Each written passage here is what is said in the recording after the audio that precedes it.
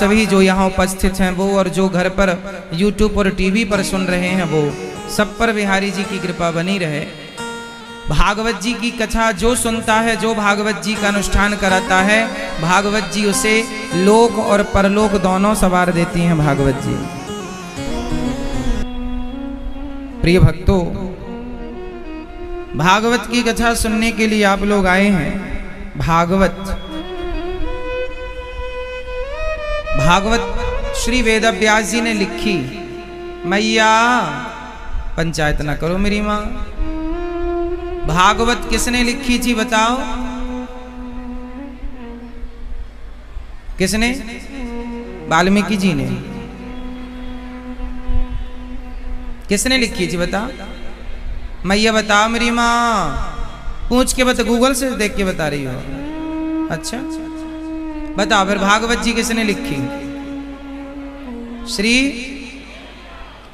श्री वेदव्यास जी और श्री गणेश जी। गणेश जी वहां लिखते गए, वेदव्यास जी कहते गए। ये लिखा। तो व्यास जी महाराज कहते गए और गणेश जी लिखते गए। श्रीमती रेखा सिंह जी, समस्त परिवार कोटा रायपुर से। श्रीमती रेखा सिंह जी, पूरा परिवार सपरिवार आप आए। सब पर बिहारी जी की कृपा बनी रहे। और आप सभी आज से भागवत सुनेंगे 7 दिन तक और हर प्रश्न का उत्तर आपको मिलेगा। साथ ही साथ आपको बहुत कुछ सीखने को मिलेगा। आपका हृदय अभी कैसा है मुझे नहीं पता, पर 7 दिन बाद मैं गारंटी लेता हूं कि आपका हृदय भक्ति और ज्ञान से परिपूर्ण हो जाएगा। बस अपनी बाल्टी खाली रखिएगा। ऑलरेडी भर के रखेंगे तो कुछ ना आएगा। गंगा जी जाएंगे तो बाल्टी खाली लेकर जाएंगे। गंगा जी जाएंगे तो बाल्टी खाली लेकर जाएंगे और भर के लाएंगे। और भर के जाएंगे तो फिर क्या लाएंगे? इसलिए वृंदावन आए हो तो वृंदावन में अपने आप को पहले तो खाली करो। भर के तो नहीं आए आप लोग। घर से जब आओ श्रीधाम तो बिल्कुल चतुराई, अभिमान, क्रोध, जितनी बुराइयां हैं, बदले की भावना, ईर्ष्या, द्वेष, छल, कपट, इन सब चीजों को पहले हटाओ। जब ये खाली कर देंगे तब फिर यहां से कुछ अच्छा भरेगा, है ना। वक्ता व्यासपीठ हमेशा ऊपर होती है और श्रोता हमेशा नीचे होते हैं। इसका रहस्य जानते हैं? नहीं तो चलो जान लो। ये बताओ कि जब प्याऊ में आप पानी पीते हैं तो प्याऊ में पानी पिलाने वाला ऊपर होता है या नीचे? पानी पीने वाला ऊपर होता है या नीचे? पानी पिलाने वाला ऊपर होता है या नीचे? जोर से, जोर से। ऊपर। और पानी पीने वाला क्यों नीचे? क्योंकि नीचे वाला, यदि पानी पीने वाला ऊपर आ जाएगा तो पानी पिएगा कैसे? इसलिए ये सत्संग वह प्याऊ है, यह कथा वह प्याऊ है जिस प्याऊ में आपको 7 दिन तक केवल भक्ति का और ज्ञान का रस पिलाया जाएगा। केवल पीते जाओ। पिबत भागवतम रसमालयम मुहुरहो रसिका भुवि भावुकाः। पिबत भागवतम रसमालयम, पीते रहो, बस पीते रहो। इसलिए पहले तो खाली करो। सारी बुराइयां जो आपके भीतर हैं उन्हें त्याग दो और आनंद के साथ बैठकर श्रीमद् भागवत की कथा का लाभ लीजिए। हाँ। सच्चिदानंद रूपाय विश्वोत्पत्त्यादिहेतवे तापत्रय विनाशाय श्रीकृष्णाय वयं नमः।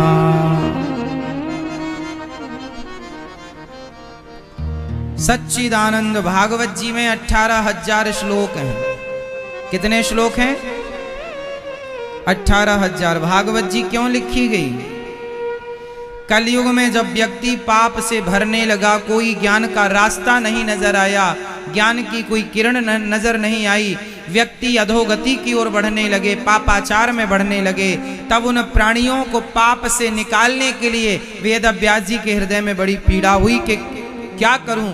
तब श्री देवर्षि नारद जी के द्वारा कहा गया कि आप श्रीमद् भागवत जी की कथा का लेखन कीजिए और श्रीमद् भागवत कथा को प्रकट कीजिए, ताकि व्यक्ति जो आज रास्ते भटक रहे हैं उन्हें सही रास्ता भागवत जी के माध्यम से मिल पाए। और आज भी भटके हुए व्यक्ति को सही रास्ता भागवत जी दे रहे हैं। 5,500 साल पहले लिखी गई भागवत जी वेद व्यास जी ने। वेद व्यास जी कौन है?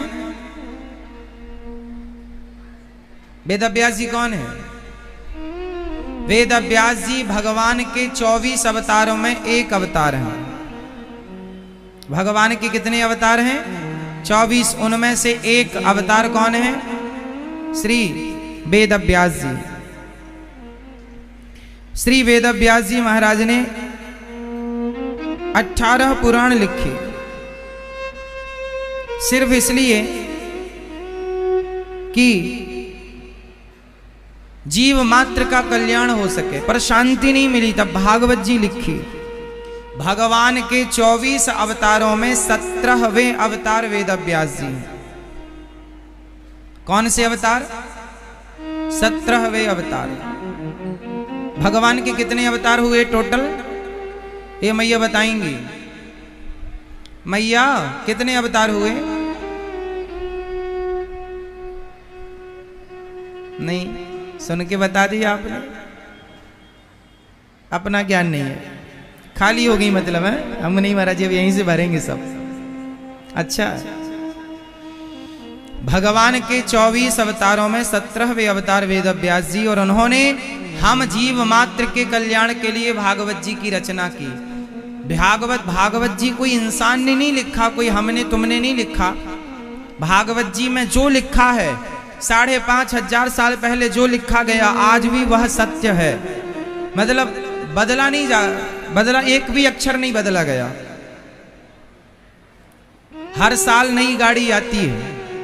2021-22 का मॉडल आज के लिए पुराना हो गया, लेकिन भागवत जी 5,500 साल पुरानी और आज भी नई। जितनी बार सुनेंगे उतनी बार कुछ नया सीखने को मिल जाएगा, कुछ नया आनंद आपको प्राप्त होगा। जितनी बार आप भगवान श्री कृष्ण का जन्मोत्सव मनाते हैं उतनी बार आपको नया लगता है। ये इस कथा की विशेषता। अखबार सुबह का शाम को पुराना होता है, पुराने गाने भी पुराने हो जाते हैं, पर कथा पुरानी नहीं होती। भगवान का नाम पुराना नहीं होता, भगवान का कीर्तन, भगवान का मंत्र पुराना नहीं होता। इसलिए ये वो 18,000 सूत्र हैं जो हमें जीवन जीने की दिशा दे रहे हैं, राह दिखा रहे हैं, इस राह पर चलो। तो राह क्या है, जरा ध्यान पूर्वक सुनिए। सच्चिदानंद रूपाय। राह क्या है? भागवत जी का महात्म्य पहले इस श्लोक में सत्य कहा, सच्चिदानंद रूपाय। तो हमारी भागवत हमें किस रास्ते पर ले जाना चाहती हैं? सत्य के। पहला अक्षर है सत्य, सच्चिदानंद। सच्चित आनंद बराबर सच्चिदानंद। तो हमारी भागवत जी हमें किस रास्ते पर ले जाना चाहती हैं? सत्य के रास्ते पर। इसलिए सच्चिदानंद, सत्य से भागवत जी प्रारंभ हो रही हैं। सत्यम परम धीमहि। भागवत जी कहां से स्टार्ट होती हैं? सत्य से। जन्माद्यस्य यतोऽन्वयादितरतश्चार्थे स्वभिज्ञा स्वराट् तेने ब्रह्म हृदय आदि कवये मुह्यन्ति यत्सूरयः तेजो वारि मृदाम यथा विनिमयो यत्र त्रिसर्गो मृषा धाम्ना स्वेन सदा निरस्तकुहकं सत्यम परम धीमहि।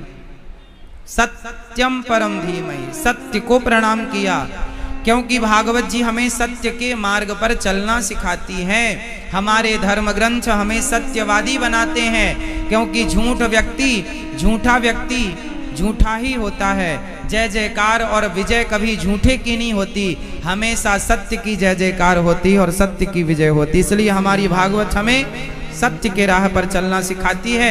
यदि झूठ के रास्ते पर चले गए हो तो वापस आ जाओ, क्योंकि आज नहीं कल आपको जरूरत सत्य की पड़ेगी। आज नहीं पड़ रही है, ठीक है, आज झूठ से आपका काम बन रहा है, कोई बात नहीं, सदा ना बनेगा, सदा ना रहा है, सदा ना रहेगा। जमाना किसी का, जमाना झूठ का सदा ना रहा है साहब। झूठ की लंका में आग लग गई, जल गई सारी लंका झूठ की। झूठे रावण ने सच्चे विभीषण को लात मार के निकाल दिया, झूठे रावण ने सच्चे विभीषण को लात मारकर निकाल दिया। भले लात मार के निकाल दिया, भले सच्चाई को, भले सत्य को लात खानी पड़े, लेकिन सब्र रखना सत्य के राह पर चलने वालों, क्योंकि एक न एक दिन गले से तुम्हें भगवान तभी लगाएंगे जब तुम सत्य के रास्ते पर चलोगे। विभीषण को गले लगाया, सत्य पर थे, झूठे रावण का पतन कर दिया, नाश कर दिया, गली गली पुतले जलाए जाते हैं। भगवान जब भी गले से लगाएंगे तो झूठ को नहीं, सत्य को स्वीकार करते हैं, सत्य को गले से लगाते हैं। तो झूठे रावण की लंका जल गई और सच्चे विभीषण उस लंका के राजा, जिसे लात मारकर निकाल दिया, दो कौड़ी का आदमी कह के निकाल दिया, तेरी औकात क्या है इस लंका में, ये कहकर निकाल दिया। उस औकात दिखाने वाले विभीषण को, औकात दिखाया रावण ने विभीषण को, औकात जिसकी कुछ ना थी उसे भगवान ने लंका का राजा बना दिया। ये सत्य की विजय ही तो है। इसलिए हमारे ग्रंथ आपको सत्य के राह पर चलना सिखाते हैं। सत्यम ब्रूयात प्रियम ब्रूयात, भागवत जी प्रारंभ हो रही हैं सत्य से, सत्यम परम धीमहि सच्चिदानंद रूपाय, ईश्वर सत्य है। अच्छा, अब ये जानने की जरूरत पड़ गई कि बताओ सत्य किसे कहते हैं। हमें सत्य के रास्ते पर चलना चाहिए, हम सत्य के आसन पर बैठे, पर ये बताओ सत्य कहते किसे।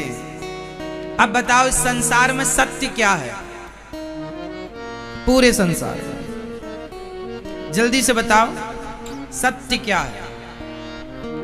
दादाजी बताएंगे आप, सत्य क्या है, सत्य क्या है। हाँ, परिवार। सत्य क्या है, हाँ, झूठ कपट। सत्य क्या है मैया, सत्य क्या है, आप बताओ सत्य क्या है।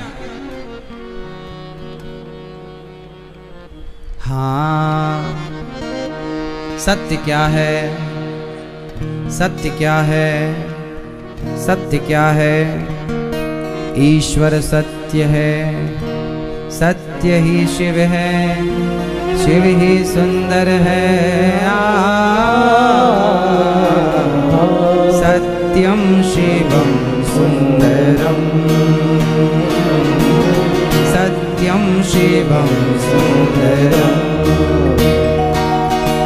ईश्वर सत्य है, सत्य ही शिव है, शिव ही सुंदर है। सत्यम शिवम सुंदरम, सत्यम शिवम, सत्यम शिवम सुंदरम, सत्यम शिवम सुंदरम, सत्यम शिवम सुंदरम। तो सत्य क्या है, जोर से, सत्य क्या है। सत्य है ईश्वर, सत्य है राम, सत्य है भगवान। उमा कहाँ हूँ मैं, अनुभव अपना, सत हरि भजन जगत सब सपना। सत्य ईश्वर है, ये संसार सत्य। मैया, ओ मेरी प्यारी मैया, ये संसार सत्य है, आप सत्य हो।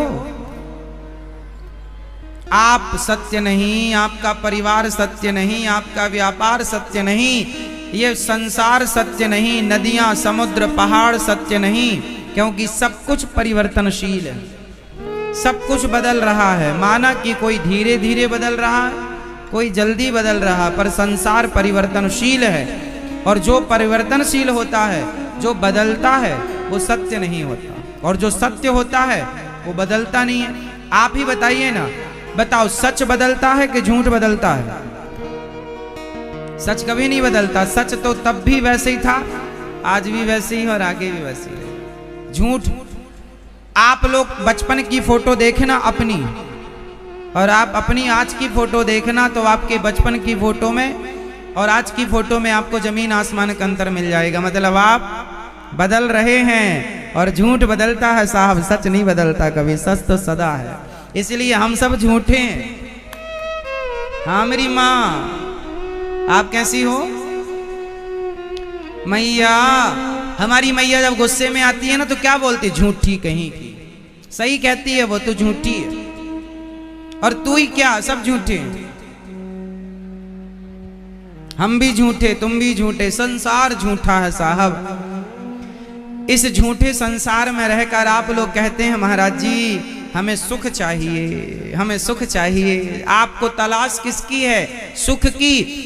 जितने लोग यहाँ बैठे हैं या जितने लोग सुन रहे हैं मेरी बात को, आप सुख की तलाश छोड़ दीजिए और भगवान की तलाश में लग जाइए। जो ईश्वर की तलाश में है बस वही सुखी हैं, और जो सुख की तलाश में है ना उनके जीवन में सुख है, ना आनंद है, ना भगवान।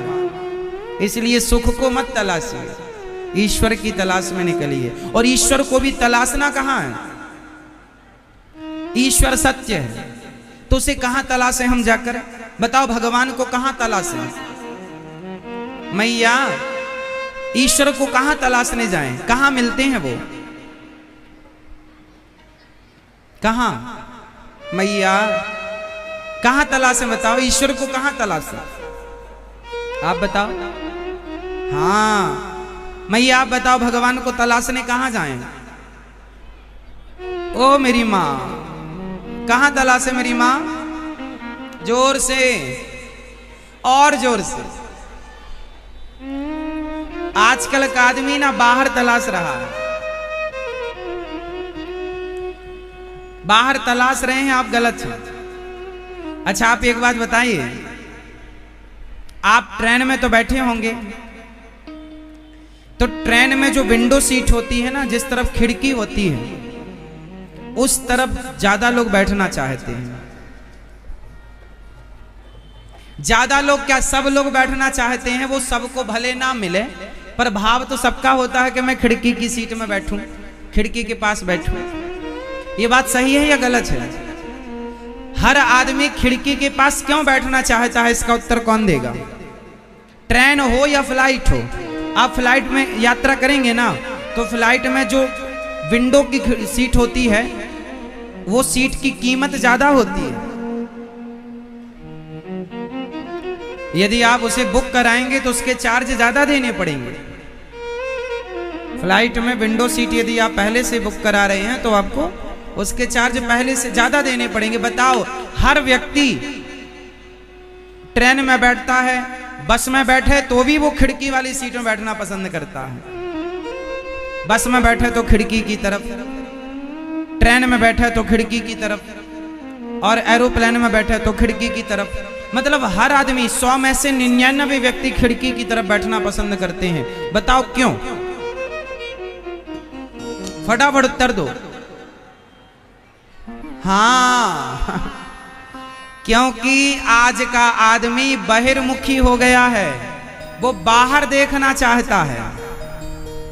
काश बाहर की जगह वो भीतर देखता तो आनंद में डूब जाता, लेकिन आनंद तब तक नहीं है जब तक दृष्टि बाहर है। दृष्टि भीतर हो जाए तो जो सुख तुम बाहर देखना चाहते हो ऑलरेडी वो सुख आपके भीतर समाया हुआ है। वो सुख भीतर से प्रकट हो सकता है, पर आप बाहर देखना पसंद करते हैं। आप फिर भी दुखी हैं। आप दुखी क्यों हैं? क्योंकि आप अभी अपने जीवन में बाहर देख रहे हैं। आप अपनी गृहस्थी की गाड़ी में भी तो विंडो वाली सीट में बैठे हैं, खिड़की वाली सीट में बैठे हैं। आप कहां देख रहे हैं कि मेरा पड़ोसी कैसा है? आप कहां देख रहे हैं मेरी पड़ोसन कैसी है, मेरे रिश्तेदार कैसे हैं, मेरा वो कैसा है। आप ये कभी नहीं देखते कि मैं कैसा हूँ। इसका मतलब आप भी गृहस्थी की गाड़ी में बैठे तो हैं, लेकिन बैठे विंडो वाली सीट में हैं, देख रहे हैं दूसरों को। यदि दूसरों की अपेक्षा कभी अपने पर नजर डाली होती तो आप क्या से क्या हो गए होते मेरी माँ। क्या करें, नजर बाहर बहुत, इसलिए कहता हूं बाहर ना देखा करो मेरी माँ। बहिर्मुखी ना बनो, अंतर्मुखी बनो। लोग कैसे हैं, लोग क्या सोचते हैं, लोग क्या कहते हैं, ध्यान मत रखो। हमें लोग गाली देते हैं या लोग हमारी आरती उतारते हैं, हमें कोई मतलब नहीं। हम अपना काम करते हैं बस। हमें पता है कि हमें क्या करना है, हमें बस ये पता है कि ये सही है, ये गलत है, और सही रास्ते पर चलना है, गलत रास्ते पर नहीं चलना। सही रास्ते पर चलते जाओ, तुम्हारे भगवान तुमसे ना रूठें और तुम अपने आप से ना रूठो। क्यों? क्योंकि हम जमाने से झूठ बोल सकते हैं, अपने से क्या झूठ बोलेंगे। हम किसे देख रहे हैं ये आप नहीं जानते, ये हम जानते हैं और हमारे भगवान जानते हैं कि हम किसे देख रहे हैं। इसलिए मेरे मन की बातें या मैं जानूं या वो जाने, तीसरे की एंट्री यदि आपके जीवन में हो गई तो केवल दुख है। इसलिए कहता हूं अपने आनंद में जिया करो, बिंदास रहा करो, हंसा करो, मुस्कुराया करो। खूबसूरती आपकी हंसने मुस्कुराने में है, लेकिन आप तो बस रिश्तेदारों का, परिवार का रोना लिए बैठे हैं सालों से। आपका तो रोना ही खत्म नहीं होता। जब देखो तब रोना, जब देखो तब रोना, जब देखो। क्यों रोना? क्योंकि आप विंडो वाली सीट में बैठे हैं, क्योंकि आप बाहर देख रहे हैं। आप ये देख रहे हैं कि उनके पास कितना सारा है। आप कभी ये नहीं देखते कि उनसे ज्यादा फुटपाथ पर सो रहे लोगों से, हजारों लाखों लोगों से ज्यादा ईश्वर ने तुम्हें दे रखा है। जो तुम्हारे पास है तुमने उसे देखकर कभी ईश्वर का धन्यवाद ना दिया, जो नहीं है उसकी शिकायतें भरपूर की, क्योंकि विंडो वाली सीट में बैठे हो। कौन सी सीट में हैं आप लोग? खिड़की वाली। सामने वाली खिड़की में चांद का टुकड़ा। हाँ पगले, सामने वाली खिड़की में चांद का टुकड़ा नहीं रहता, भीतर वाली खिड़की में चांद का टुकड़ा रहता है। बेवकूफ बना दिया दुनिया को।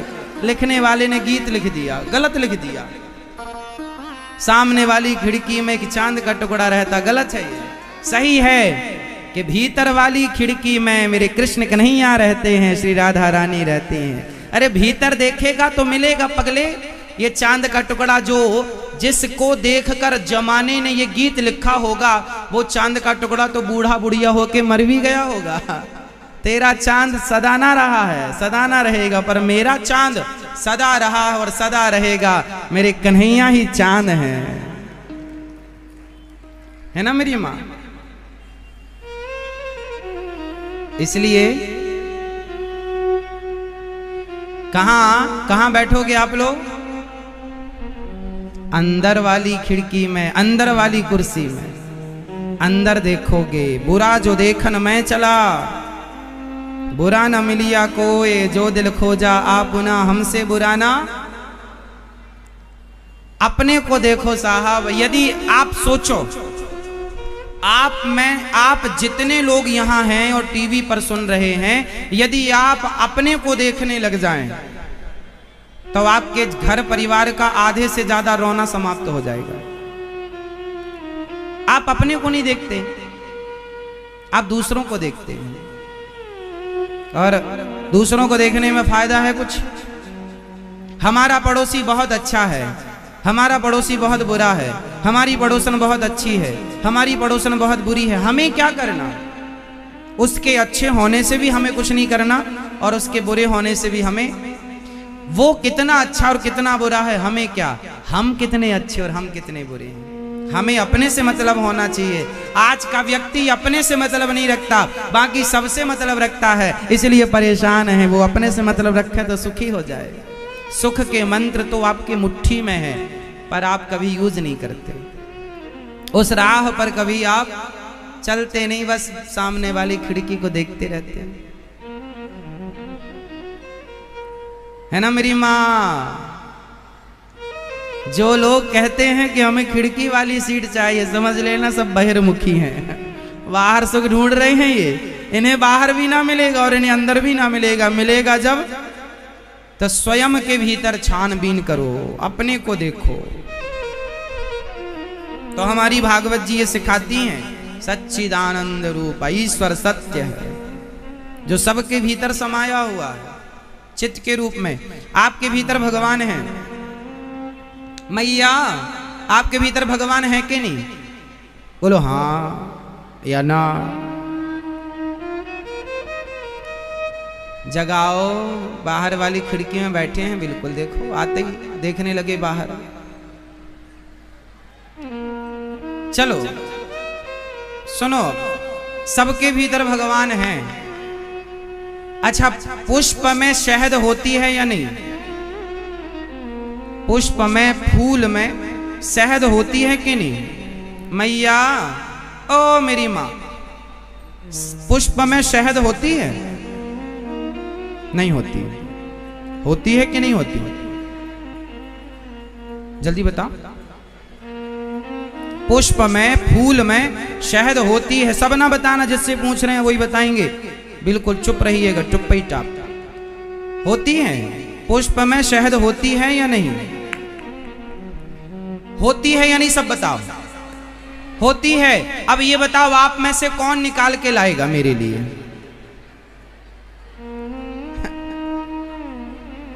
पुष्प में शहद होती है तो निकाल के लाओ मेरे लिए। इसका मतलब होती तो है महाराज जी, पर हम नहीं निकाल सकते। अच्छा, निकालेगा कौन? सिर्फ एक है और उसका नाम है मधुमक्खी। पुष्प में शहद है, पर उस शहद को निकालने के लिए क्या होना पड़ेगा? मधुमक्खी। उसी प्रकार तुम्हारे भीतर भी ईश्वर समाया है, पर उस ईश्वर तक पहुंचने के लिए तुम्हें भक्त होना पड़ेगा, प्रेमी होना पड़ेगा। बिना मधुमक्खी के शहद तक नहीं पहुंचा जा सकता, तो बिना भक्त बने भगवान तक कैसे पहुंचा जा सकता है? तुम्हें भक्त होना पड़ेगा।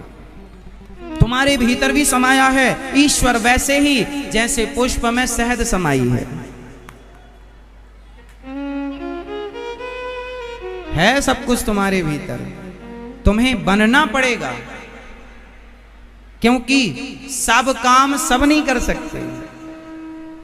जो काम मधुमक्खी कर सकती है वो काम हाथी नहीं कर सकता, वो काम शेर नहीं कर सकता। इनके पास ताकत ज्यादा हो सकती है, इंसान के पास दिमाग ज्यादा हो सकता है, पर आज तक ऐसी कोई मशीन नहीं बनी जो पुष्प से शहद निकालती हो।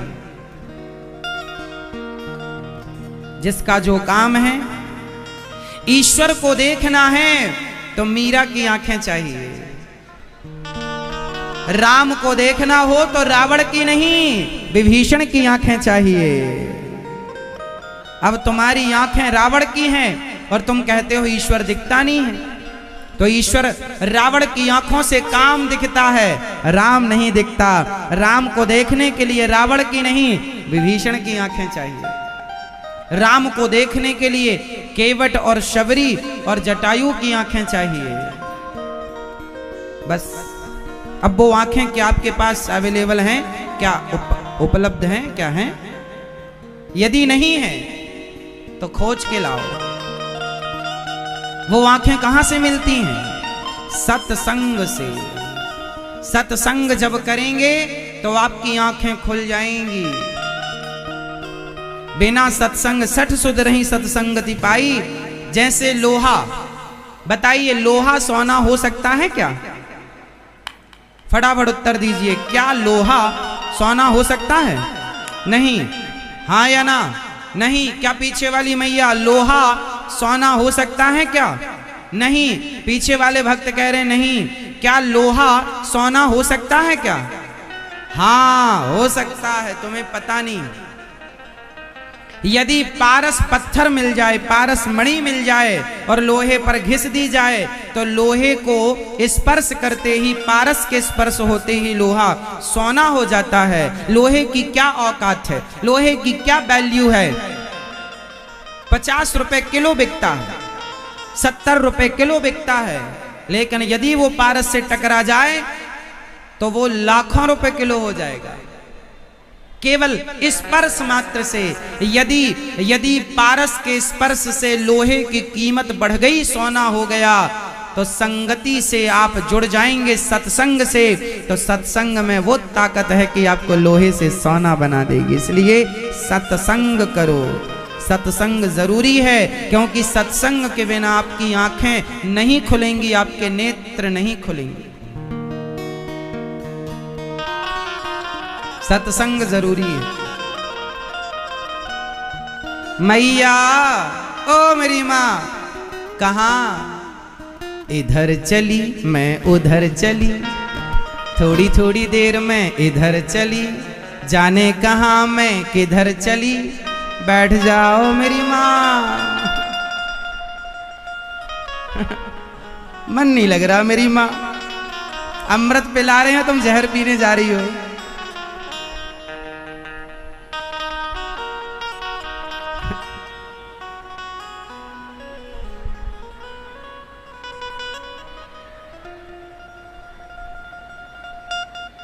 हाँ, सच्चिदानंद रूपाय, भगवान सतचित आनंद, आनंद के परम सागर हैं। आनंद चाहिए तो भगवान की शरण में। विश्वोत्पत्त्या दिहे तवे, तापत्रय विनाशाय, श्री कृष्णाय वयं नुमः। विश्व की उत्पत्ति, पालन, संहार भगवान करते क्या होंगे? अच्छा, आपके मन में कभी आया ख्याल भगवान क्या करते हैं? आप बताओ, भगवान क्या कर रहे? आप तो रोटी बनाती हो, झाड़ू लगाती हो, पोंछा लगाती हो, घर के काम करती हो, बच्चे परिवार संभालती हो, पुरुष लोग पैसा कमाते हैं, बिजनेस, व्यापार, खेती बाड़ी, तुम तो काम करते हो कोई ना कोई। बताओ भगवान क्या करते होंगे? मैया, ओ पंचायती मैया, भगवान क्या करते हैं बताओ? सब कुछ करते हैं। जैसे सब कुछ करते हैं, जैसे एक फॉर एग्जांपल, हाओ, फिर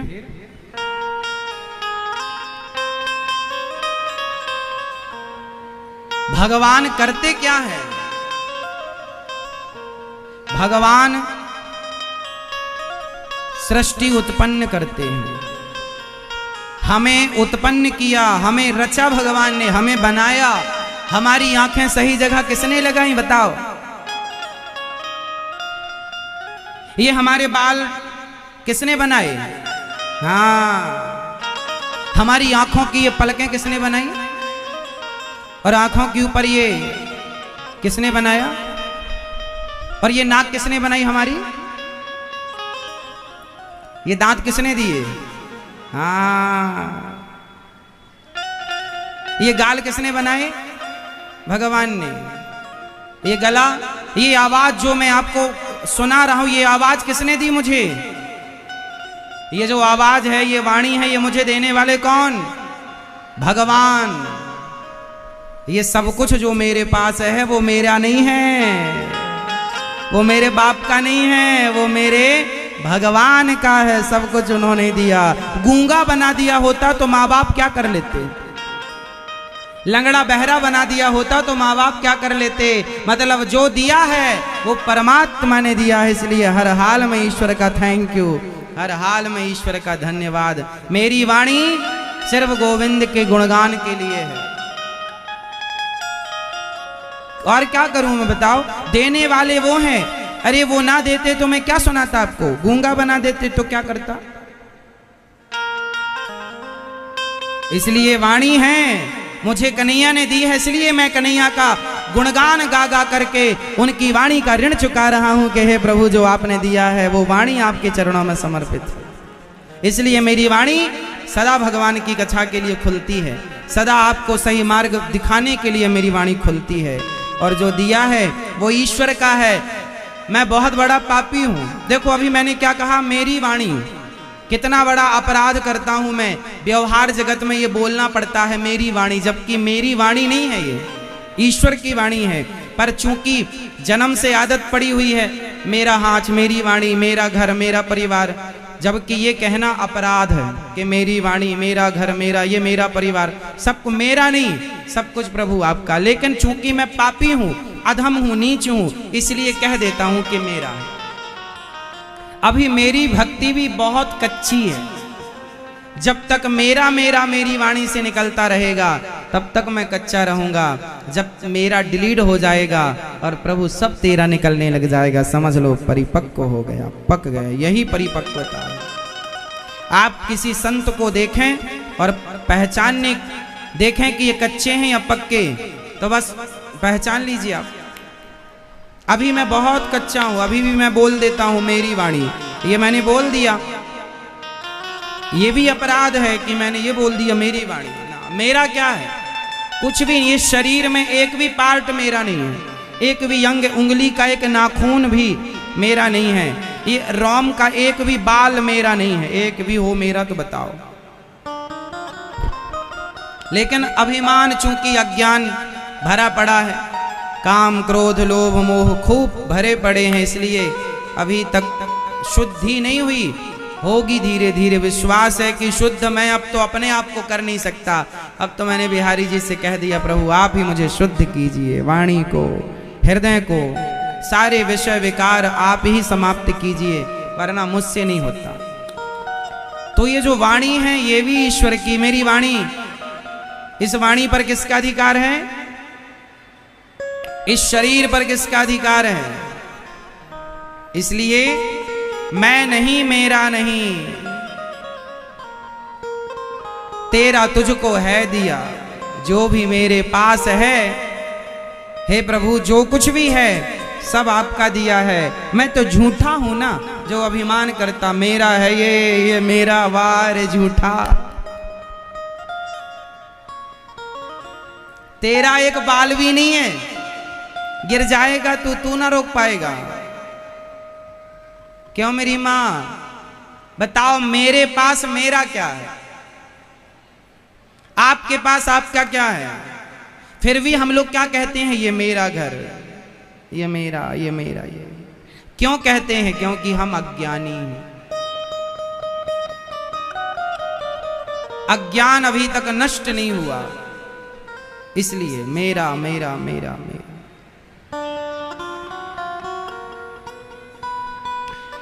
इसलिए भगवान से बस यही प्रार्थना की जाए कि हे नाथ सब कुछ आपका है,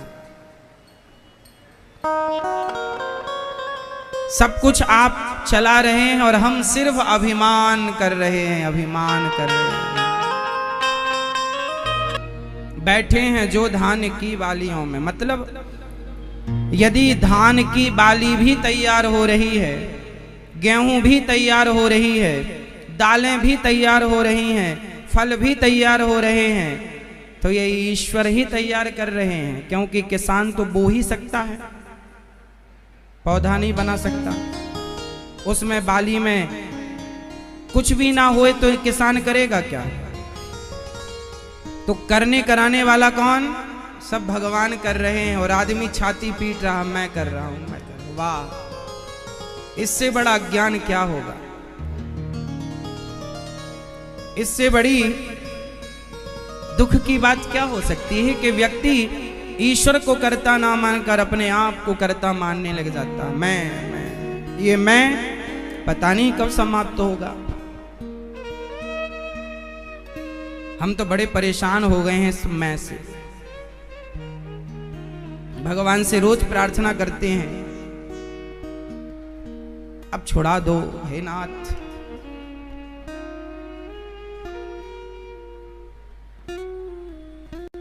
ये जो बुराइयां हैं, मैं मीन्स अभिमान, मेरा मीन्स मोह, ये मोह मेरा अभिमान, इनसे ऊपर भगवान ही कर सकते हैं, मेरी और आपकी ताकत नहीं है। इसलिए हम तो प्रार्थना ही कर सकते। काम क्रोध लोभ बहुत समाया है, भर भर के कूट कूट के भरा है।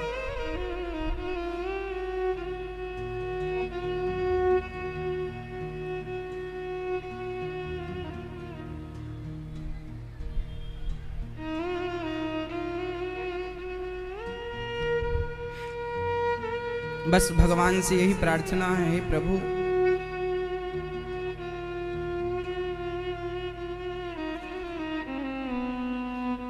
अब हृदय शुद्ध कर दीजिए। ना छल हो, ना कपट हो, ना ईर्ष्या हो, ना काम, ना क्रोध, ना अभिमान।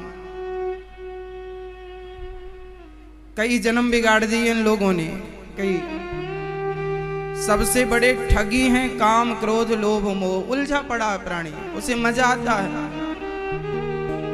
समझता नहीं है कि इस मजे में सजा कितनी बड़ी मिल रही है।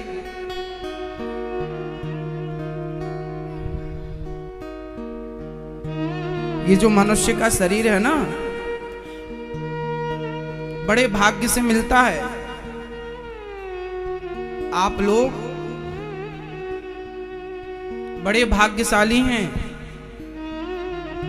और इस शरीर को पाकर यदि भगवान को भूल गए तो हम जैसा मूर्ख, अज्ञानी, नालायक, नासमझ दूसरा नहीं होगा। इसलिए भगवान से कहो, जल्दी से कहे, प्रभु हमारा हृदय शुद्ध कर दीजिए। ना काम, ना क्रोध, ना लोभ, ना मोह, केवल कृष्ण हो, केवल राधा हो, बस।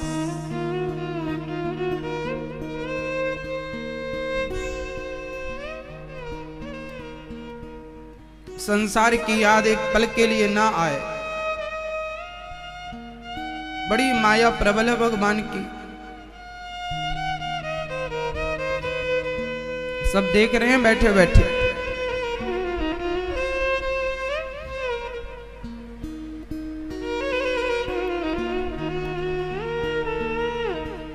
पता नहीं क्यों आज का प्राणी दूसरों की निंदा चुगली करने में समय खपाता है, बर्बाद करता है। व्यर्थ में ही लोग रोते हैं।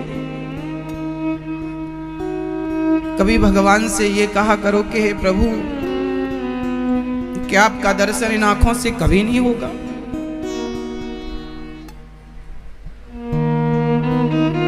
क्या हमारे मन मंदिर में आकर आप कभी नहीं बैठेंगे? माना कि हम प्रभु अधम हैं, हमारे पास तो मीरा जैसी, सूरदास जी जैसी भक्ति भी नहीं है, उनके जैसा ज्ञान भी नहीं है।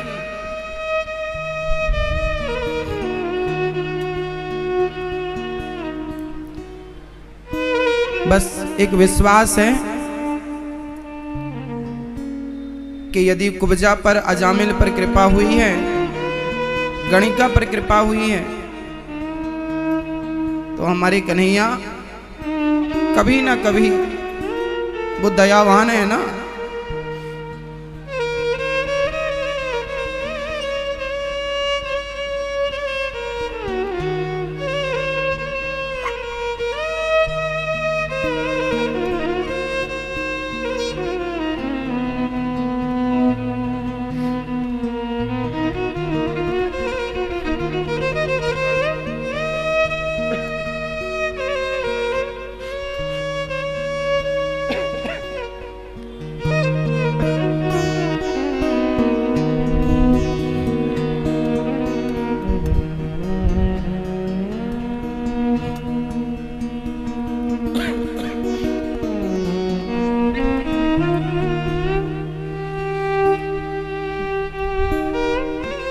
भगवान का एक नाम है पतित पावन। बस ये विश्वास है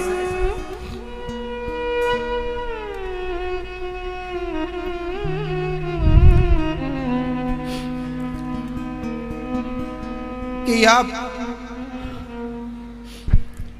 हम जैसे पतितों को पावन जरूर करेंगे। एक जगाई मधाई नाम के पापी थे,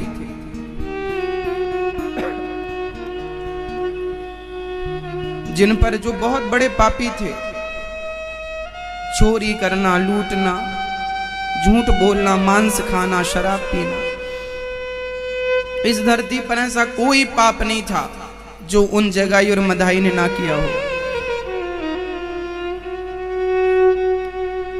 एक दिन एक संत जी की दृष्टि पड़ी, रोने लगे, हे प्रभु,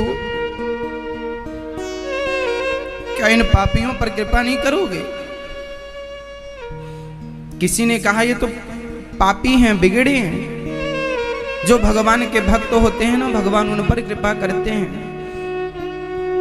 संत जी रूठ गए ना, भगवान यदि आप भक्तों पर ही कृपा करेंगे तो फिर आपका पतित पावन नाम सार्थक कैसे होगा? तब भगवान श्री चैतन्य महाप्रभु ने उन दोनों पर कृपा की और उन्हें स्वीकार किया और अपने स्पर्श मात्र से, केवल छू करके, केवल स्पर्श मात्र से, और उनके सारे पापों को हर लिया और उन्हें इतना पवित्र बना दिया कि आज तक उनका नाम लिया जाता है। भगवान सन्मुख हो ही जीव मोहि जबहि,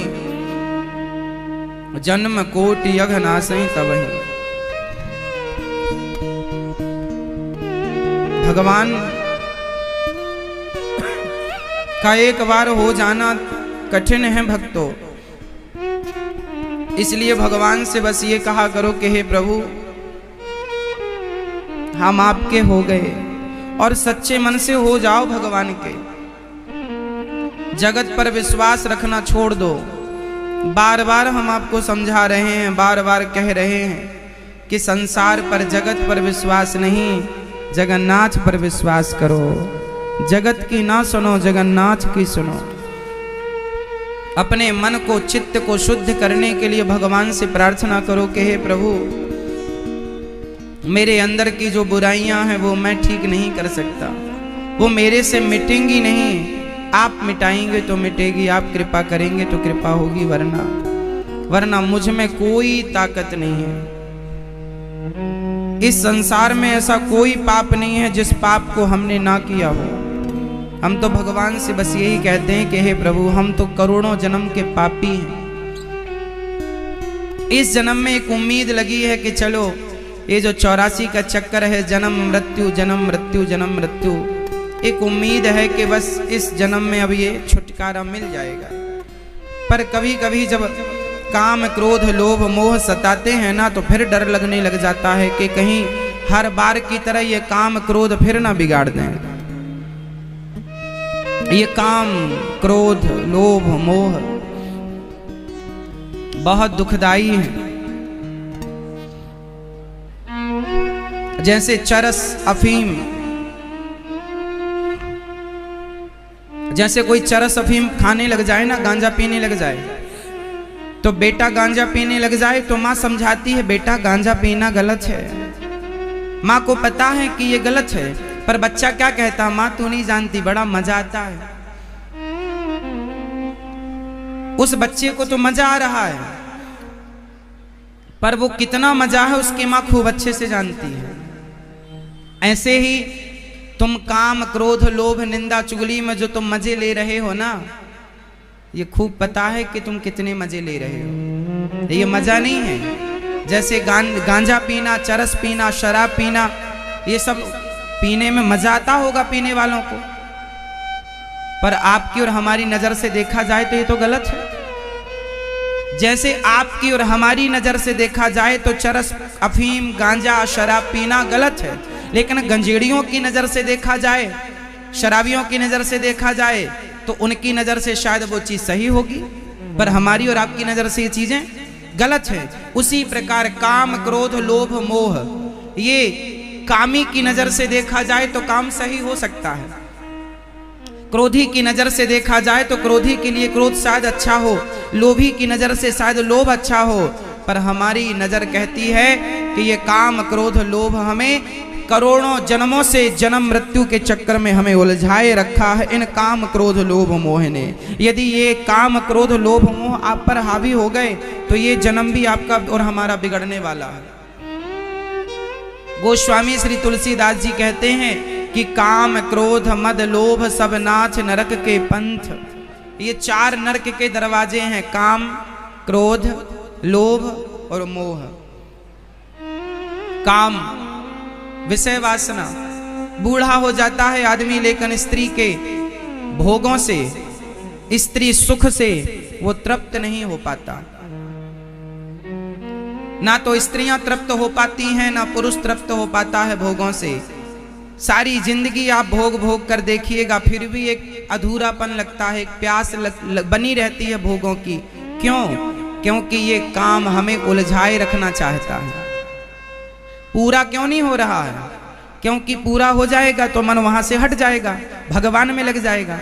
इसलिए ज्ञानी जन कहते हैं रे मन संसार में ना उलझ।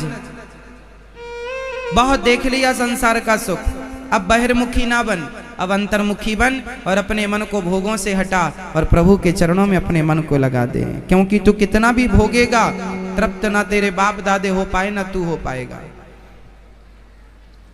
और इसी इच्छाओं, आदमी जब मरता है ना तो उसके अंदर ये इच्छाएं रहती हैं, रहती रहती मर जाता है तो उन इच्छाओं की पूर्ति के लिए फिर जन्म लेना पड़ता है। फिर मर गया फिर जन्म, यही तो पुनरपि जननम पुनरपि मरणम पुनरपि जननी जठरे शयनम। इसी से तो बचाने के लिए भगवान की शरण में जो चला जाता है वो सारे विषयों से छूट कर, और जो भगवान का हो गया तो काम क्रोध लोभ मोह सारे विषय समाप्त हो गए और भगवान के चरणों में समर्पण हो गया तो भगवान भूल जाते हैं कि मेरा भक्त में कोई दोष है। हृदय से लगाकर सारा उसका पाप मिटा देते हैं, सारी विषय वासनाओं को समाप्त कर देते हैं। ये छूटे तो मोक्ष मिले, पर आज तो बूढ़े बूढ़े लोग उलझे पड़े हैं। सुख सुख सुख, सारी जिंदगी सुख लिया पर कब मिला आपको?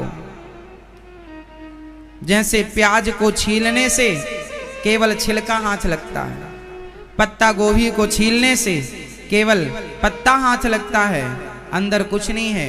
उसी प्रकार संसार का हर सुख प्याज और पत्ते गोभी की तरह है, तुम्हारे हाथ कुछ ना लगेगा। तुम्हारे हाथ कुछ ना लगेगा, तब भी हाथ खाली थे, आज भी हाथ खाली, अभी भी कुछ नहीं बिगड़ा। अभी भी कहता हूं अपनी बाकी सांसों की, अपने बचे हुए समय की रजिस्ट्री कर दो प्रभु के नाम की, के हर समय हर क्षण प्रभु केवल आपका स्मरण करेंगे। श्रीमन नारायण चरणौ शरणम प्रपद्ये, श्रीमते नारायणाय नमः। हे नाथ मैं आपको कभी भूलू नहीं। बोलो हे श्रीमन नारायण मैं आपको कभी भूलू नहीं। हे पतित पावन, हे करुणा सिंधु, हे श्याम सुंदर, हे रघुनंदन, मैं आपको कभी भूलू नहीं। बस डर तो मुझे इसी बात का है कि मैं भूल जाता हूं ना भगवान को।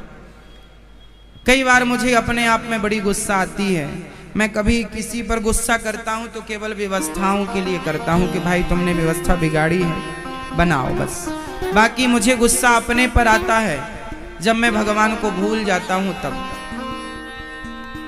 बताओ मैं कैसा हो गया हूं कि भगवान को भूल जाता हूं। सपने में भगवान नहीं आते तो बड़ा कष्ट होता है कि प्रभु क्यों नहीं आए, क्या अपराध हुआ। कम से कम दर्शन सपने में दे दिया करें। बस भगवान के चरणों से एक पल के लिए मन न हटे। मैं तो चाहता हूं कि जैसे मछली पानी में डूबी रहती है उसी प्रकार मैं भगवान की भक्ति में, भगवान के चरणों में डूबा रहूं, वहां से निकलना ना पड़े। संसार का कोई सुख ना चाहिए, बहुत मिल गया संसार का। संसार का हर सुख मैंने लिया, अब ले लिया है, अब छोड़ने की बारी है। चक्रव्यूह में गए थे अभिमन्यु तो निकलना भी सीख लिया होता, पर जाना तो सीखा, वापस आना नहीं सीखा, इसलिए मारे गए। आप लोग भी ये चक्रव्यूह में चले तो जाते हैं गृहस्थी के, चले जाना बुरा नहीं है, गृहस्थी बुरी नहीं है साहब, मैं गृहस्थी को बुरी नहीं कहता, मैं भी गृहस्थ हूं, गृहस्थी बुरी नहीं है, पर गृहस्थी में उलझ कर भगवान को भूल जाना गलत है। परिवार में रहो, काम करो, बिजनेस करो, व्यापार करो, पर हर समय भगवान के श्री चरणों का ध्यान करते रहो और आपकी वाणी, आपका रोम रोम भगवान नाम लेता रहे। भगवान के नाम में बड़ी ताकत है। खूब भगवान के आश्रित रहो, खूब भगवान का आश्रय लो। उनके सिवा कोई नहीं है आपका अपना। जिन्हें आप अपना कह रहे हैं नहीं है साहब। देख लेना मेरी बात, आज नहीं 10 साल बाद प्रैक्टिकल कर लेना। कोई नहीं है आपका। कहने को सब अपने हैं, झूठे ये सब सपने हैं। ना आता कोई काम, मेरा धन मेरे राम। राम के सिवा कोई काम आया हो तो बताए। किसके पास कौन काम आया बताओ। परिवार, रिश्तेदार, व्यापार, पैसा, बेटा बेटी, जब तक मेरे प्राण हैं तब तक ये रिश्ते नाते हैं। प्राण निकलने दो आप बस। लोग आएंगे, आकर के शमशान तक कुछ रिश्तेदार आपके साथ जाएंगे और वहां से आपको जलता हुआ छोड़कर वापस आ जाएंगे। आपका ये शरीर जिस पर बड़ा घमंड था, ये भी चिता में मोमबत्ती की तरह पिघल पिघल कर जल जाएगा। आपको पता है ये चमड़ी मोमबत्ती की तरह पिघलती है, आखिरी में चिता में पानी की तरह टपकती है, मोमबत्ती की तरह। एक बात प्रैक्टिकल कर लीजिएगा। चिता पे जल जाएगा ये शरीर। ये शरीर रिश्तेदार, परिवार शमशान से वापस हो जाएंगे। ये शरीर चिता से वापस हो जाएगा, राख बन जाएगा। आगे की यात्रा, अब कहो महाराज जी आगे किसने देखा?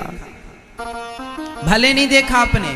बताओ समुद्र में कितने पाट होते हैं, नदी में कितने पाट होते हैं,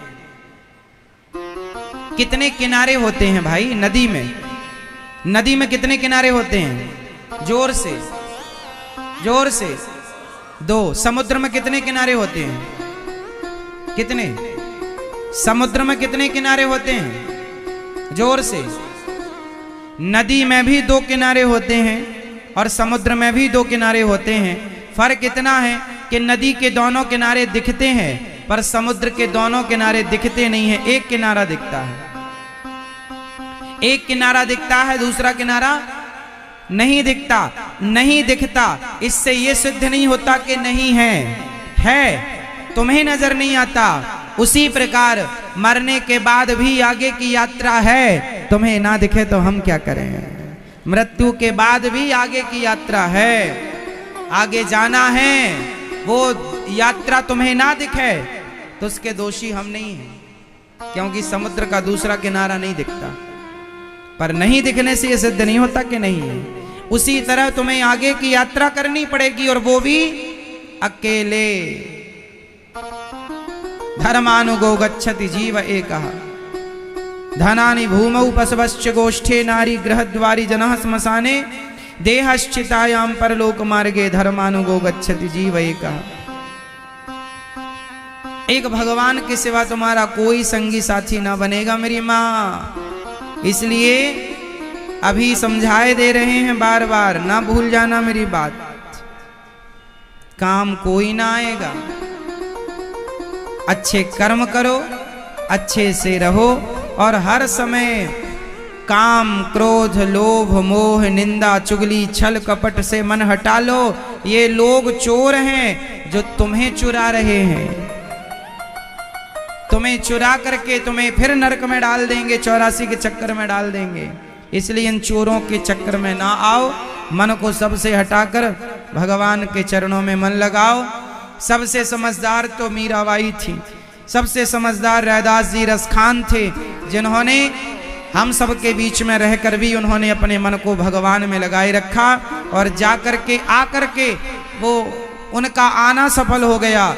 अरे कितने आए और गए, इतिहास ने किसे याद रखा बताओ? कितने आए और कितने गए, इतिहास ने किसे याद रखा? लेकिन रसखान, रैदास, मीरा और नरसी और सूरदास जी को आज तक इतिहास ने संजोए रखा। क्यों? क्योंकि इन्होंने रिश्ता जगत से नहीं, इन्होंने अपना रिश्ता जगन्नाथ से बनाया था, भगवान से बनाया। इसलिए कहता हूं ईश्वर सत्य है। ईश्वर सत्य है। जो विश्व की उत्पत्ति, पालन और संहार करने में लगे हुए हैं, जिन्होंने हमें बनाया, जिन्होंने हमें शरीर दिया, ऐसे परमात्मा को हम याद करें और एक पल के लिए भी गोविंद को ना भूलें। ऐसी प्रार्थना प्रभु के चरणों में करें कि प्रभु आप हमें अपनी भक्ति प्रदान कीजिए। तापत्रय विनाशाय श्री कृष्णाय वयम नमः।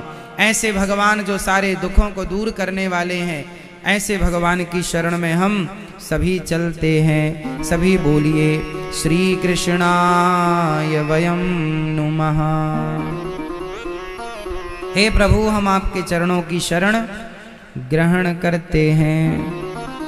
यम प्रव्रजन्तमनुपेतमपेत कृत्यम द्वैपायनो विरह कातर आजुहाव। पुत्रेति तन्मयतया तर्वोऽभिनेदुस् तं सर्वभूत हृदयं मुनिमानतोऽस्मि। श्री सुखदेव भगवान का जन्म हुआ और जन्म लेते ही सुखदेव जी जानने लगे। 12 साल तक अपनी माँ के पेट में रहे। 12 वर्ष तक। सुखदेव भगवान का जन्म कैसे हुआ जानते हैं? सुखदेव भगवान अमरनाथ के जंगल में शंकर जी पार्वती मैया को लेकर कथा सुनाने गए। माता पार्वती सो गई थी, एक तोता सुन रहा था कथा। वो तोता 7 दिन की कथा उसने पूरी शंकर जी के मुंह से सुनी, जो माता पार्वती को सुना रहे थे। अच्छा, कथा सुनते सुनते माता पार्वती जी को नींद आ गई और कथा का हुंका तोते ने देना स्टार्ट किया। अंत में जब पार्वती जी ने, शंकर जी ने कथा सुनाई तो जयकारा लगाई, बोलिए कृष्ण कन्हैया लाल की। जब जयकारा लगी तो पार्वती मैया जागी। आगे क्या हुआ? भोलेनाथ भगवान शंकर ने कहा हमने तो पूरी कथा सुनाई, आप कहाँ थी? बोले हम सो गई थी। तो फिर हुंका तो बराबर मिला, किसने दिया? शंकर जी ने देखा तो वहां तोता सुखदेव भगवान बैठे थे। शंकर जी ने कहा आपने चोरी से कथा सुनी है। एक त्रिशूल निकाला मारने, तोता उड़ा और अमरनाथ से उड़ता हुआ बद्रीनाथ पहुंचा और वहां पर व्यास जी की पत्नी मासिक धर्म से निवृत्त होकर के केस सुलझा रही थी। उनके मुंह जम्हाई आई, मुंह खुला तो मुख के द्वार से वह तोता मां के गर्भ में जाकर प्रवेश कर गया और गर्भ में जाकर के 12 वर्ष तक रहे। जब भगवान ने कहा कि बेटा बाहर आओ, तुम्हारी मां को बड़ी पीड़ा हो रही है, तब वो बाहर सुखदेव भगवान आए और नरा कटा नहीं, अर्थात नरा भेदन संस्कार नहीं हुआ और नरा अपने कंधे पर लटका करके चल पड़े श्री सुखदेव भगवान। रास्ते में कुछ स्त्रियां मिल गईं जो निर्वस्त्र होकर स्नान कर रही थीं। उन स्त्रियों ने सुखदेव भगवान को देखा तो उन्हें लाज शर्म कुछ नहीं आई। फिर वहां से वेदव्यास जी निकले, बेटा कहाँ हो, कहाँ जा रहे हो? तो उन स्त्रियों ने कपड़े पहन लिए जल्दी से। व्यास जी को बड़ा आश्चर्य लगा कि मेरा जवान बेटा निकला, तुम्हें लाज शर्म नहीं आई और मैं बुढ़ा जाता हूं तो मुझे देखकर लाज शर्म करती हो? उन कन्याओं ने कहा महाराज, आपके पुत्र को तो यह ज्ञान ही नहीं था कि स्त्री और पुरुष में भेद क्या होता है। आपको ज्ञान है, इसलिए हमें आपसे शर्म आई, लाज आई। तब सुखदेव भगवान ऐसे थे जिन्होंने काम क्रोध को जीत रखा था। स्त्रियां निर्वस्त्र थीं, फिर भी सुखदेव भगवान को पता ही नहीं था कि निर्वस्त्र और वस्त्र के धारण करने ना करने का अर्थ क्या है। मतलब उनके अंदर कोई काम वासना नहीं थी, क्रोध नहीं थी। व्यास जी के अंदर था, उन्हें पता था कि स्त्री पुरुष में भेद क्या है। तो कपड़े उनने पहन लिए। सुखदेव भगवान जंगल में गए और ध्यान मग्न हो गए। कथा सुने थे ना, 12 साल तक माँ के पेट में रहे। शंकर जी ने कथा सुनाई थी तोते को, तो वो याद रह गई। तो उसी परमात्मा का चिंतन कर रहे थे। फिर वेद व्यास जी ने अपने पुत्र को एक श्लोक बताया, शिष्यों के द्वारा एक श्लोक पहुंचाया। वरहा पीडम नटवर बपुः कर्णयोः कर्णिकारम विभ्रदवासः कनक कपिशं वैजयन्तीं च मालाम् रंध्रान वेणो रधर सुधया पूरयन् गोप वृंदैर वृंदारण्यम स्वपद रमणम प्राविशद गीत कीर्ति। भगवान कितने सुंदर हैं, न जाने क्यों लोग संसार की सुंदरता पर लट्टू होते हैं। भगवान कितने सुंदर हैं। कभी भगवान में मन लगे तो सही, तब देखो कि भगवान कितने सुंदर हैं। भगवान जैसा भी क्या कोई हो सकता है? भगवान जैसे तो केवल भगवान है। इसलिए भगवान का स्मरण बनाए रखिएगा। संसार में ना लट्टू हो जाइएगा। ये बहुत स्त्री बहुत सुंदर, पुरुष बहुत सुंदर, चमड़ी की सुंदरता ना देखो। चमड़ी के भीतर तो सबके भीतर वही मलमूत्र भरा पड़ा है। चमड़ी हटा लो तो फिर क्या निकलेगा? मलमूत्र के सिवा कुछ नहीं है। लेकिन आज का आदमी इतना पागल है, इस मलमूत्र के लिए भागा जा रहा है, विषय वासनाओं में डूबा रहता है दिन रात। क्या करें, यही जो ईश्वर की माया है। सबको पता है कि इसमें नहीं उलझना चाहिए, फिर भी सब उलझे पड़े हैं। तब छूटेगी माया जब भगवान की दया होगी। इसलिए प्रार्थना करो कि प्रभु हम पर दया करो, तो ये माया छूटे। भगवान श्री सुखदेव भगवान जब सुने कि वरहा भगवान इतने सुंदर हैं, तो आंख खुली। व्यास जी ने, सुखदेव भगवान फिर समाधि में चले गए। व्यास जी ने दूसरा श्लोक रटाकर भेजा अपने शिष्यों को, जाओ ये वाला सुनाना। भागवत जी का एक श्लोक सुनाया तो ध्यान खुला, और दूसरा सुनाया तो व्यास जी के उस श्लोक को सुनकर भागवत जी के सुखदेव भगवान जंगल से दौड़े दौड़े आए। वो कौन सा श्लोक है, जरा सुनिएगा। अहो वकीयम स्तनकालकूटम जिघांसया पाययदप्यसाध्वी लेभे गतिं धात्रुचितां ततोऽन्यं कं वा दयालुं शरणं व्रजेम।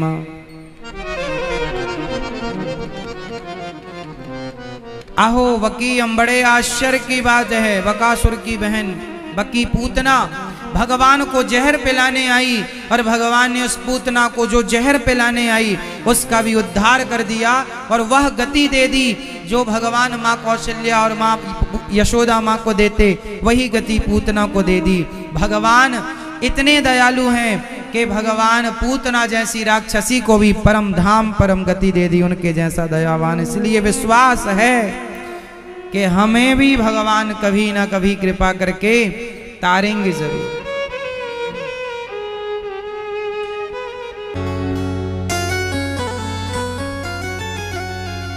एक बार बन जाओ भगवान।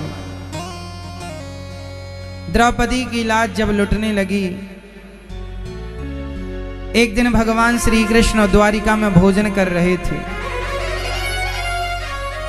और जब भोजन करने बैठे ना, तो रुक्मणी माँ ने सोने की थाल में, चांदी की कटोरियों में साग, अनेक प्रकार की सब्जियां, अनेक प्रकार की दालें, सुंदर सी रोटियां, घी चुपड़ी हुई चटनी, रायता, खीर, सलाद, सारा परोसा माँ रुक्मणी जी ने।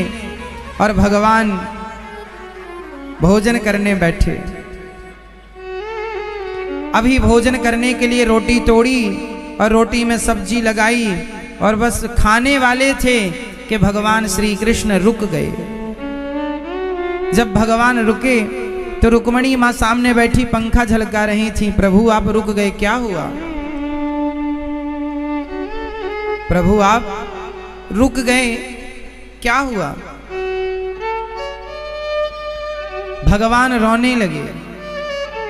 रुक्मणी माँ ने कहा प्रभु क्या हुआ, आप रो रहे हैं?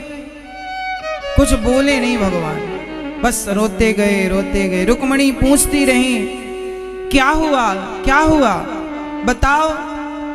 भगवान कुछ बोल ना पाए। अरे प्रभु कुछ तो बताइए। तब भगवान ने धीरे से कहा रुक्मणी आज मेरी बहन की इज्जत लुट रही है। बहन? किस बहन की? द्रौपदी की। तो जाओ जल्दी से बचाओ। आपको पता है आप रो रहे हैं, देख रहे हैं, तो बचाते क्यों नहीं? भगवान और जोर जोर से रोने लगे। अरे क्या हुआ, जाते क्यों नहीं, देर हो जाएगी, वो बुला रही होगी आपको। भगवान बोले बस यही तो रोना है रुक्मणी कि द्रौपदी ने अभी तक मुझे बुलाया नहीं। द्रौपदी ने पहले अपने पतियों को बुलाया, अर्जुन बचाओ, भीम बचाओ, नकुल बचाओ, सहदेव बचाओ, युधिष्ठिर बचाओ।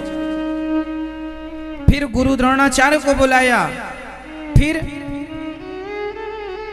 गुरु पितामह भीष्म को बुलाया। और जब वो कोई ना आए तो द्रौपदी ने अपना बल लगाया। वाह मेरी बहन, तुझे सब पर विश्वास था, अपने भाई पर विश्वास नहीं है। रुक्मणी माँ ने कहा तो जाओ, भले उसने नहीं बुलाया पर आप जाओ। भगवान बोले कैसे चला जाऊं रुक्मणी, मैंने प्रतिज्ञा की है जब तक मेरा भक्त मुझे बुलाएगा नहीं, जब तक वो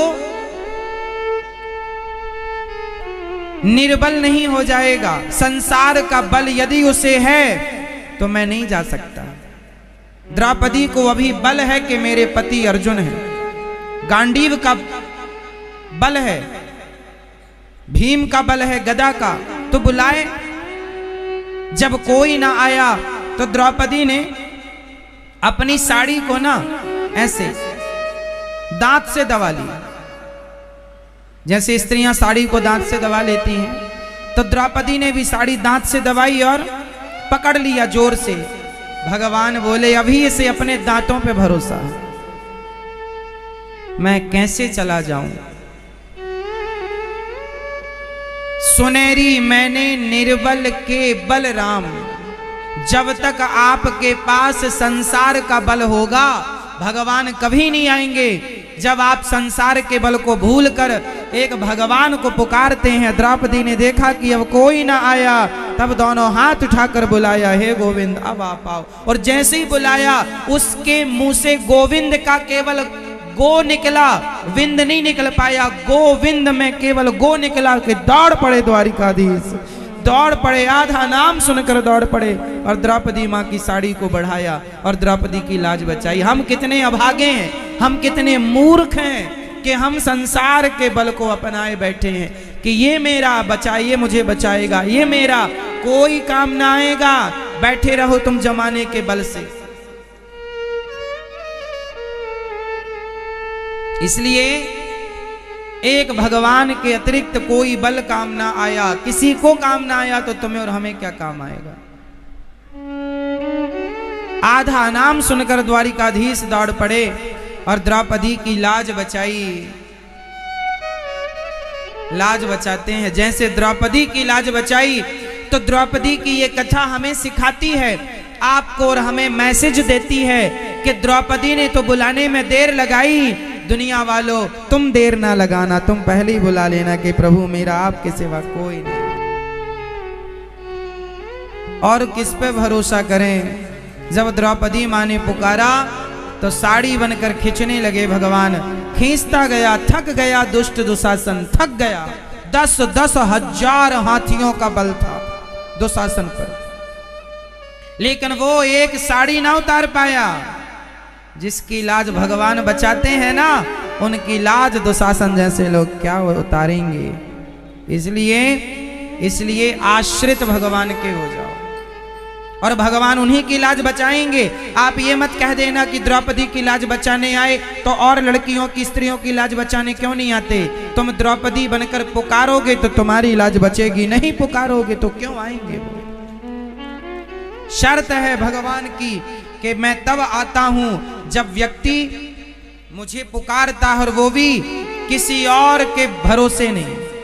इसलिए भगवान पे पूर्ण विश्वास रखो। काम कोई ना आएगा।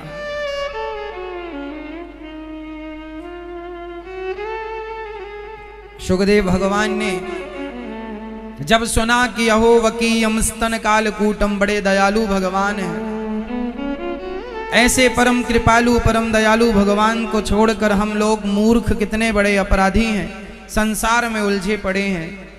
मेरे जैसा मूर्ख, मेरे जैसा पतित अभागी कोई ना होगा जो संसार में उलझा पड़ा है। बस भगवान से यही प्रार्थना करो कि प्रभु हमारा मन संसार में ना लगे। संसार में किसी का मन लग रहा है मतलब भगवान की कृपा उस पर नहीं है। भगवान जब कृपा करते हैं तो उसे संसार जहर की तरह और भगवान शहद की तरह लगने लग जाते हैं, अमृत की तरह लगने लग जाते हैं। काम ही नारी प्यारी जिमी, लोभ ही के प्रिय दाम, तिमि रघुनाथ निरंतर, प्रिय लागे हो मोहि राम। कामी को स्त्री प्रिय लगती है, लोभी को धन प्रिय लगता है, और भक्त को भगवान प्रिय लगते हैं। जब तुम्हें भगवान प्रिय लग जाएं, समझ लेना कि तुम सही रास्ते पर हो। तुम्हें पैसा प्रिय लगे, तुम्हें विषय वासना प्रिय लगे, स्त्री पुरुष प्रिय लगे, समझ लेना कि अभी कच्चे हो।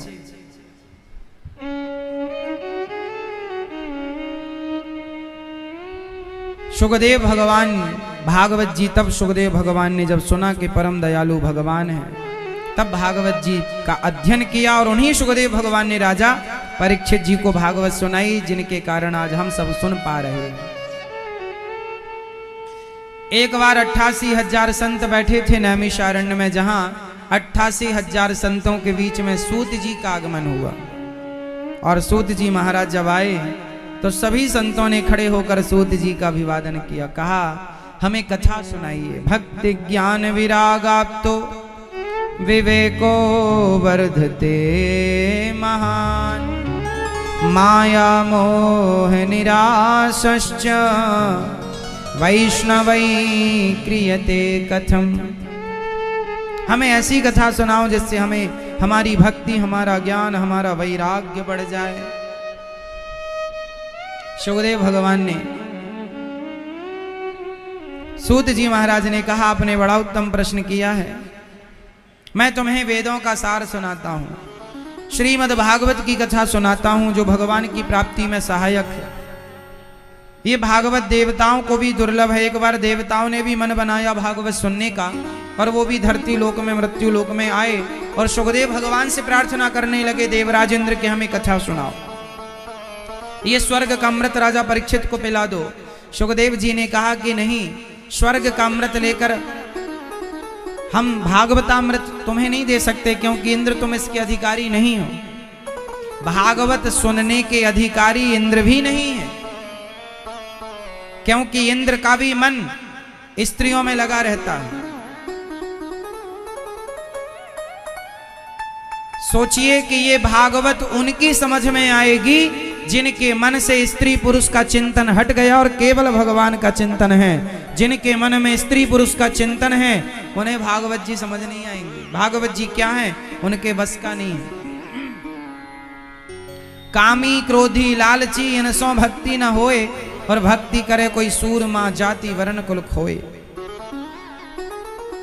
भक्ति सबके बस की नहीं है मेरी माँ। हाँ, पैदल चलकर द्वारिका जाना सबके बस की बात नहीं। राम नाम का प्याला पीना सबके बस की बात नहीं है। भक्त सुदामा जी को देखो प्रेमा भक्ति भारी है, भक्त सुदामा जी को देखो प्रेमा भक्ति भारी है। पैदल चलकर द्वारिका जाना, पैदल चलकर द्वारिका जाना, सबके बस की बात नहीं है। पैदल चलकर द्वारिका जाना, सबके बस की बात नहीं है। भक्तिमती वो मीराबाई विष का प्याला पीती थी। भक्तिमती वो मीराबाई विष का प्याला पीती थी। हंसते हंसते विष पी लेना, हंसते हंसते विष पी लेना, सबके बस की बात नहीं है। राम नाम का प्याला पीना, सबके बस की बात नहीं है। सबके बस के नहीं है प्रभु। भगवान को पाना है तो संसार में दिल ना लगाओ। और कहे देते हैं कि यदि भगवान में दिल लग गया तो अगर संसार में चाह करके भी दिल ना लगा पाओगे। पहले विचार लो।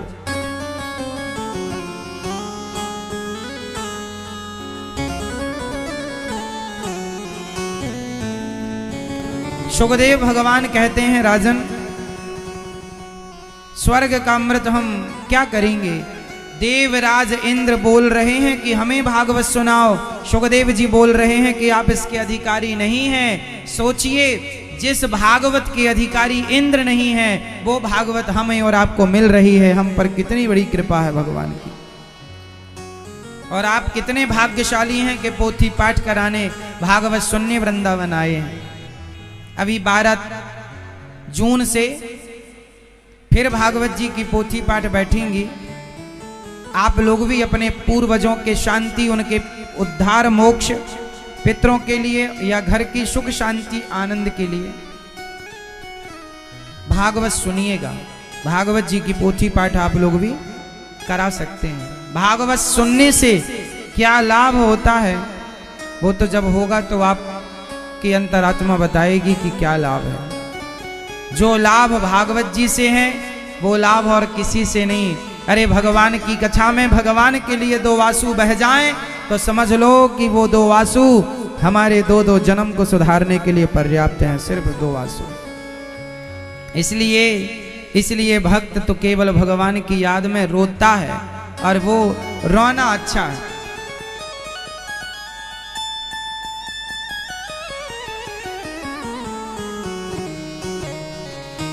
किसी के पास हीरा तो किसी के पास सोना है।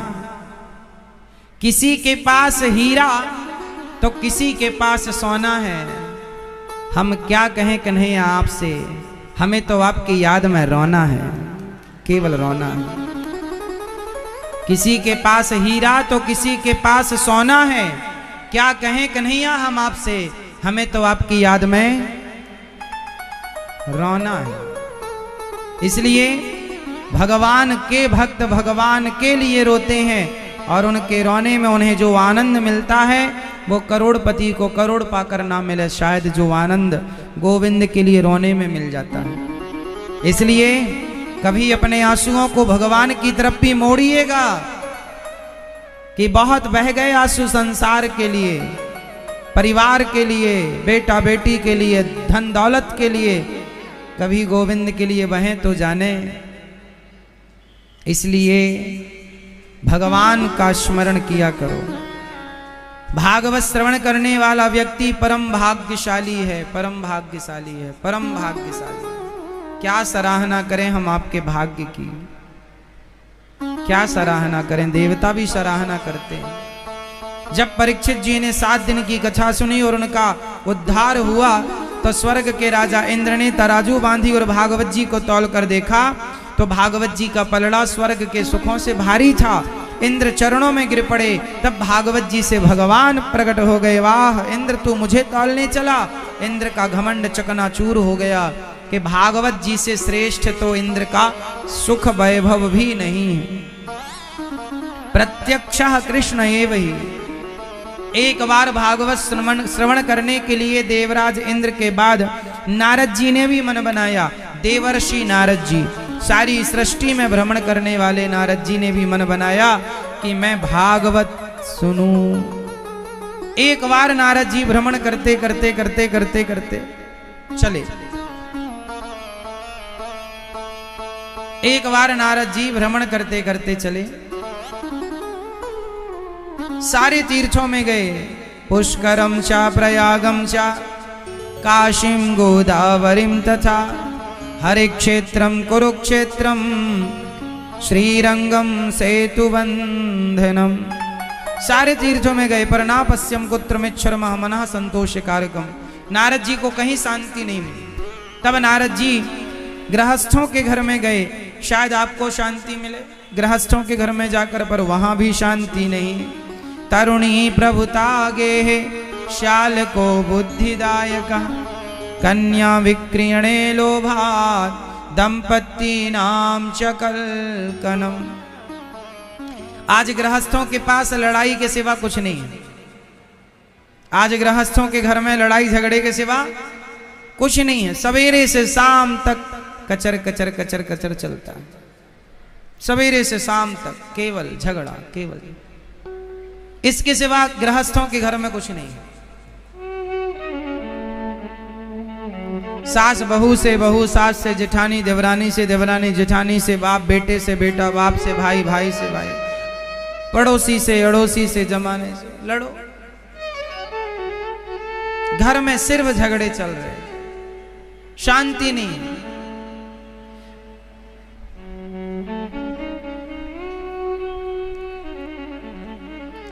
शांति पाने के लिए क्या? अच्छा, आप लोग कितने लोग झगड़े से बचना चाहते हैं? परिवार के जो परिवार के झगड़े से बचना चाहे, मैं उपाय बताऊंगा। यदि आप हाथ उठाएं और समझना चाहें तो समझा सकता हूं। कितने लोग बचना चाहते हैं? मतलब आप लोग परेशान हैं घर परिवार के झगड़े से, बहुत ज्यादा परेशान है। उपाय बता दूं? आप किससे परेशान हैं? पति से? हाँ, सास से? आप किससे परेशान हैं? किसी से? आप नहीं, हाथ तो उठाए थे, ऐसे ही उठा लिए, मजाक हमारे सब उठाए थे, हम भी उठाए। हमें कोई दुख भुख नहीं है, सब ठीक है, पर हमने भी उठा लिया। ऐसे ही है, इस संसार में दुख किसी को नहीं है। सबका दुख सुन सुन के सुबह से शाम तक लोगों का दुख ही दुख सुन सुन के आदमी दुखी हो जाता है। इसलिए सुख सुने आदमी लोगों का तो सुखी हो। भाई जो सुनेंगे वो हो जाएंगे। आप शराब की चर्चा सुनेंगे, शराबियों के बीच में बैठेंगे, आप शराबी हो जाएंगे। आप गांजे की चर्चा सुनिए, गंजेड़ियों के बीच में बैठी, आप गंजेड़ी हो जाएंगे। आप दुखिया लोगों के बीच में बैठ के दुखों की बातें सुने, आप दुखिया हो जाएंगे। और आप भक्तों के बीच में बैठे भगवान की बातें सुने तो आप भक्त हो जाएंगे। संगति मायने रखती है, आप मायने नहीं रखते। आप कहते हैं हम बड़े दुखी हैं, घर के झगड़े बहुत हैं। मैं एक उपाय बताता हूं घर के झगड़े समाप्त होने का, और वो उपाय है सिर्फ यह कि आप घर के किसी भी सदस्य के किसी भी झगड़े का कोई प्रत्युत्तर ना दें। अपनी उंगली उठाओ सब लोग, एक उंगली उठाओ, ये वाली मैया, ओ पंचायती मैया उठाओ, ये उंगली उठाओ अपनी। आपको अलग से बताऊं मेरी माँ? अच्छा, उंगली नहीं है आपकी, इसे उठाओ सब लोग अपनी उंगली को। अब इसे यहां रखो, जल्दी रखो मेरी माँ। तुम यही नहीं रखती हो, सोचो घर में क्या रखोगी। उंगली रख के सेल्फी ले रही हो।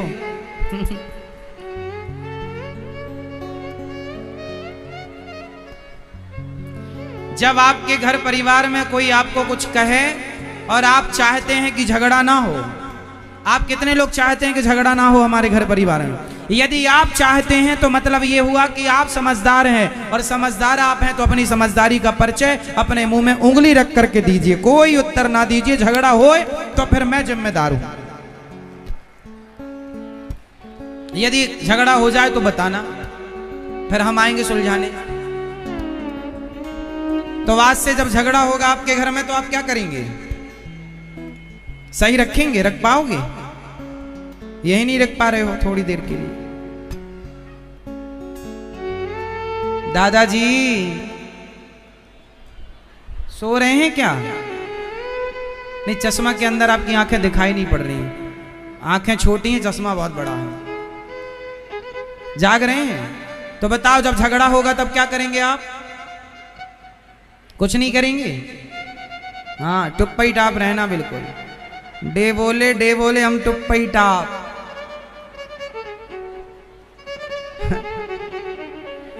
आदमी बोले ना कुछ तो झगड़ा ही ना हो, पहले बोलता है और फिर परेशान होता।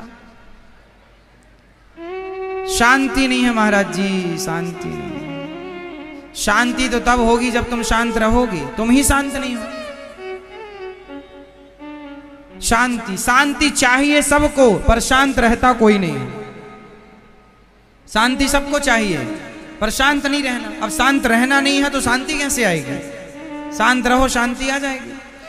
सास कर रही है सवेरे से बक बक बक बक, दिन भर चिल्लाती है सास, तो तुम शांत रहो ना, तुम शांति चाहती हो ना।